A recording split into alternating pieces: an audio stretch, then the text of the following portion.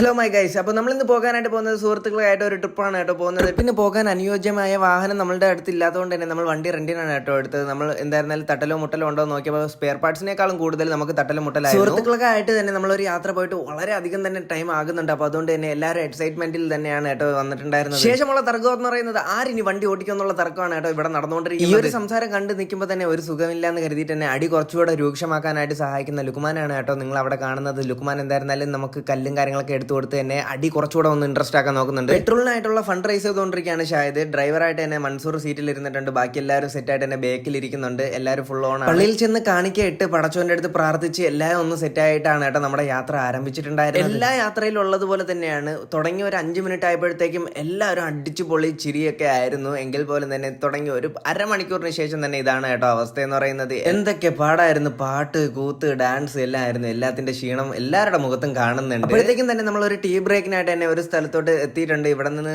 ഏകദേശം 100 കിലോമീറ്റർ നമുക്ക് ഡെസ്റ്റിനേഷൻ ഉണ്ട്. അതിന് മുമ്പായിട്ട് ചായയൊക്കെ കുടിച്ചൊന്ന് സെറ്റ് ആയിട്ടാണ് കേട്ടോ നമ്മൾ അവിടെ നിന്ന് വണ്ടി എടുത്തിട്ടുണ്ടായിരുന്നത്. ഗൂഗിൾ മാപ്പിനോട് തന്നെ നമ്മൾ വഴി ചോദിച്ചു പോയോണ്ട് തന്നെ നമ്മളെ എല്ലാ പൊട്ടക്കുഴിയിലും കൊണ്ടിടുന്ന ഒരു അവസ്ഥ തന്നെയാണ്. എല്ലാ കാടുകളും കയറി ഇറക്കിയിട്ടാണ് കേട്ടോ നമ്മൾ എന്തായിരുന്നാലും നമ്മുടെ ഡെസ്റ്റിനേഷനിൽ എത്തിച്ചിട്ടുണ്ടായിരുന്നത്. നിങ്ങൾക്ക് ഇങ്ങനത്തെ അവസ്ഥ ഉണ്ടെങ്കിൽ ജസ്റ്റ് ഒന്ന് കമന്റ് ചെയ്യുക. അവിടെ പോയപ്പോഴത്തേക്കും തന്നെ നമ്മുടെ സുഹൃത്തായ ഫസലിനെ നമ്മൾ അവിടെ വെച്ച് കണ്ടുമുട്ടി. അങ്ങനെ നമ്മൾ എല്ലാവരും തന്നെ സെറ്റായിട്ട് തന്നെ അവിടെ നിന്ന് നമ്മൾ നേരെ റൂമിൽ പോയി കടന്നുറങ്ങി.